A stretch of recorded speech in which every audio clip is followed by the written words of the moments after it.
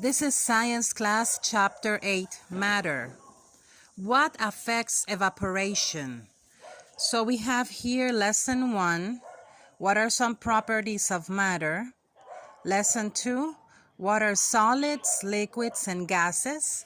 Lesson 3, what are some ways matter can change? Now, Lesson 4, how can water change? So this is the matter. So it's very important in our daily lives. For this session, we're going to be seeing Lesson 1 and Lesson 2.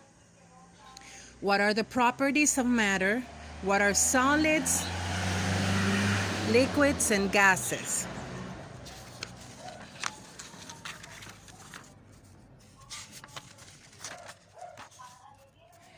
Page 275. Matter. Anything you see around you is made of matter. Matter is anything that takes a space and has mass. Mass is a count of matter in an object. Objects have a lot of matter, are heavy, and in the picture is very heavy. Objects that have a lot of matter are light. The bicycle is light. So we're going to review right now what is matter. Matter is anything that takes up space and has mass. And remember, mass is the amount of matter in an object. Objects can be heavy, objects can be light. It's very important to remember that. Some things you cannot see are made of matter. The air around you has matter. Also, the air around us has matter. We have to remember a car has matter, a bicycle has matter, air has matter, and we have to remember what is mass. Remember that, mass. Mass is the amount of matter in an object. Amount. The amount of matter in an object. Remember that, okay? And then we're going to draw some conclusions. Write a conclusion for you about the mass of a car. A car has a lot of matter. My conclusion is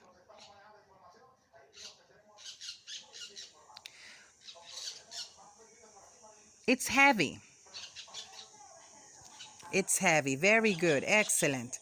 And the words to know: matter, property, thermometer.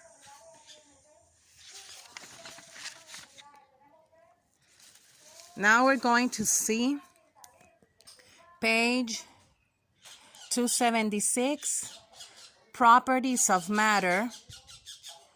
Different kinds of matter have different properties. A property is something about an object that you can observe with your senses. You can describe matter by telling about its properties. Weight is a property of matter. Weight is how heavy or light something is. So remember, a property is something about an object that you can observe with your senses. You're going to be observing things with your senses, and you're going also objects, and you're going to observe those objects, and you're going to observe the properties they have. Weight is a property of matter. Remember that. Weight is a property of matter. What is weight, everybody? What is weight? Weight is how heavy or light something is. Weight is how heavy or light something is.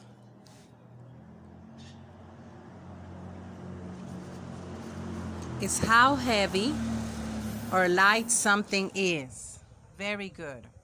Then we see a picture. The tape is sticky. These pipe cleaners are red, yellow, and green. Okay, we have some objects. And we're going to talk about the color and the texture on page 277. Color is a property of matter. Matter can be brown, purple, blue, or any other color you can think of. Texture is a property of matter. Texture is how something feels. Objects can feel smooth or rough. The top of a table is smooth. A dry sponge is rough. Okay, so remember, the colors, it could be many colors, the color that you want, and the texture. The texture is a property of matter. It's how something feels. How something feels. You're going to touch the thing, the object, and depending on how it feels, you're going to say, oh, this is a texture. This is a texture. And the color that you see it.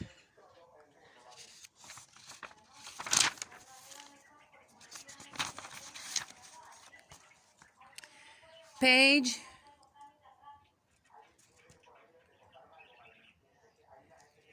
278.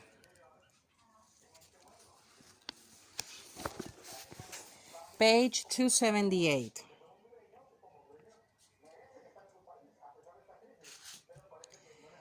Shape is a property of matter.